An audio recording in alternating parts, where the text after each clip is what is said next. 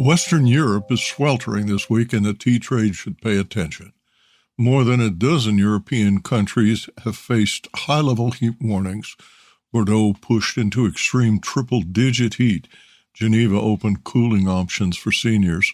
France, Spain, Italy, Germany, Switzerland, Belgium, and the United Kingdom have all seen disruption to schools, transport, public events, outdoor work, and energy systems. This is not just a European weather story, however. It's a tea story. Europe has been warming faster than any other continent. Heat waves are arriving earlier, growing stronger, and becoming more disruptive. This week's heat has already affected French nuclear power output because the river water used for cooling is too warm or too scarce. That matters because energy strain translates into factory logistics and retail cost, as well as consumer stress. At the same time, El Niño has returned to the tropical Pacific. NOAA reports that El Niño conditions are present and expected to strengthen throughout the Northern Hemisphere winter. Earlier this month, WMO warned that the probability of El Niño emerging this summer was high. El Niño doesn't explain every heat wave. It does not create the same weather everywhere. But it does tilt the odds towards abnormal conditions. Drought in some regions, floods in others, hotter growing seasons, weaker or delayed rains, and greater uncertainty in agricultural production.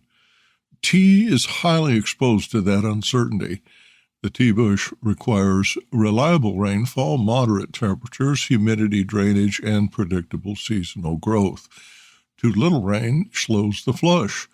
Too much rain disrupts plucking and damages roots.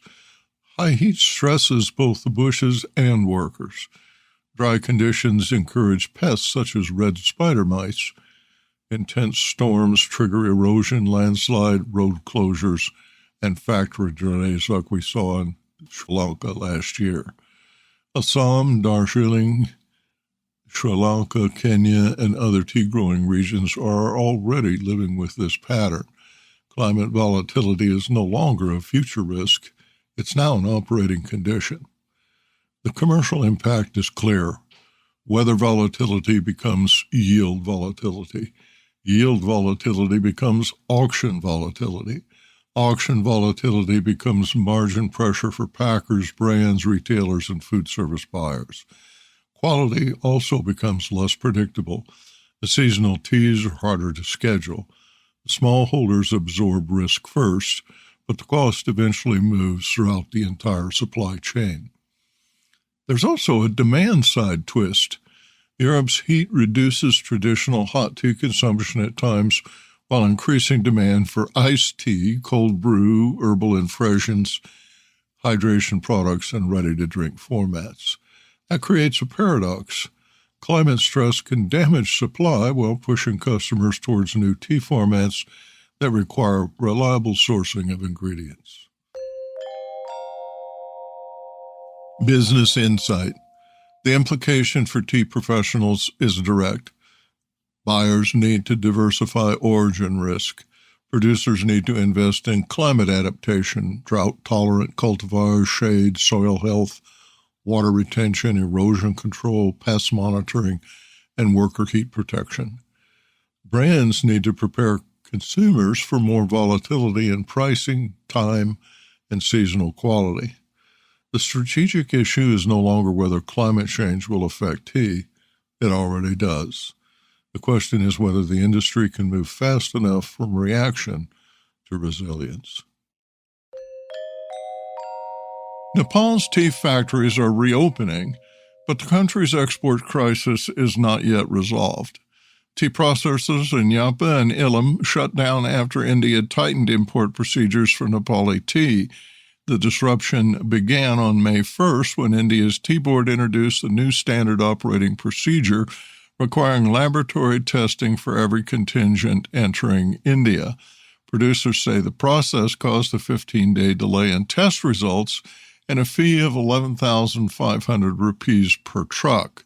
Exports were halted for 3 weeks. Indian authorities later agreed to random sampling, But exporters say the problem returned when samples were collected from warehouses and shipments were told to wait for test reports before moving. The impact was severe. Nearly 100 factories were closed forcibly. More than 100,000 workers and 30,000 farmers were directly affected. Losses were estimated around 20 million rupees per day.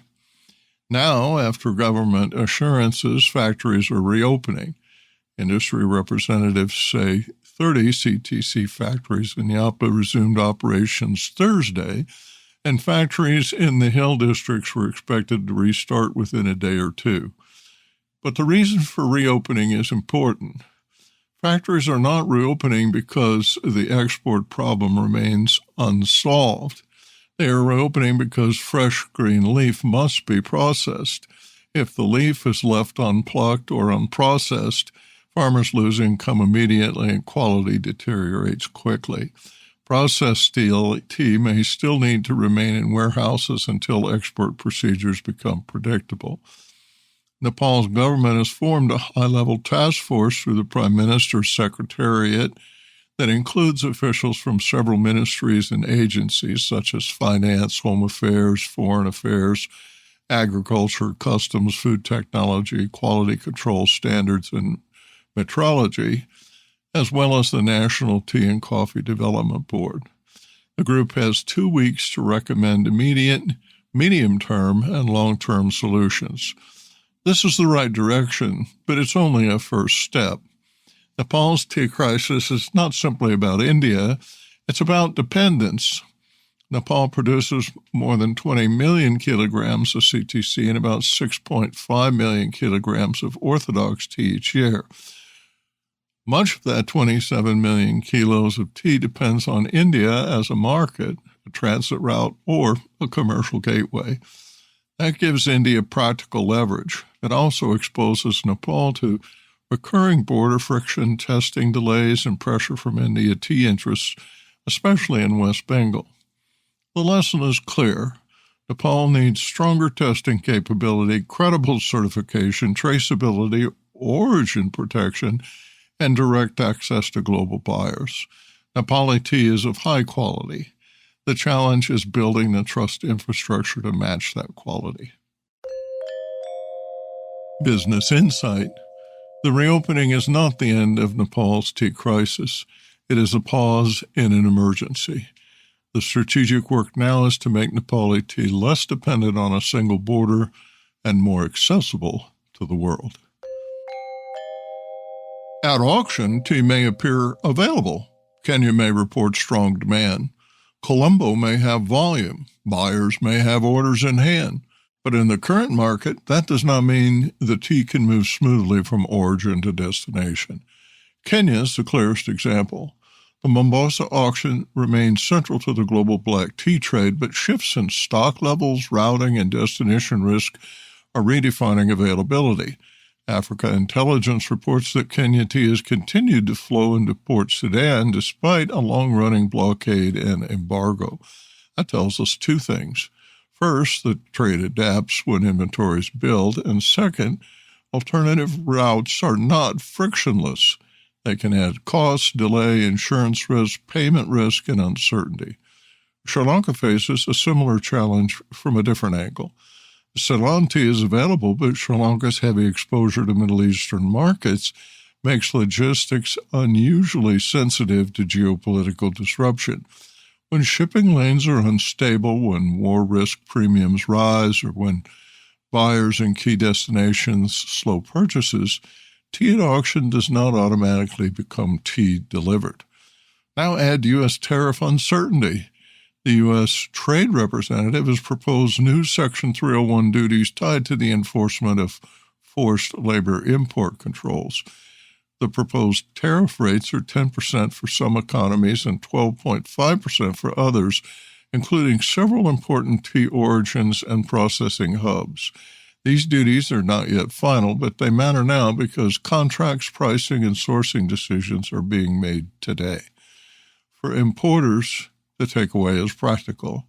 Do not ask only, is the tea available? Ask, Can it ship? Can it clear? What route will it take? What will insurance cost? What tariff applies? And can the final customer absorb the landed price? For U.S.-bound tea, plan each scenario by origin. China, Japan, India, Sri Lanka, Vietnam, Taiwan, and Bangladesh all deserve close review. The tariff headline is only one part of the risk. The larger issue is uncertainty. In this market, success belongs to buyers who manage the entire chain from the auction hammer to the warehouse floor. Tea on offer has value, but only delivered tea has commercial value. Business insight. The logistics lesson for tea buyers is simple. Availability is not the same as deliverability. Produced by Audavita Studios. Connect your voice to the world.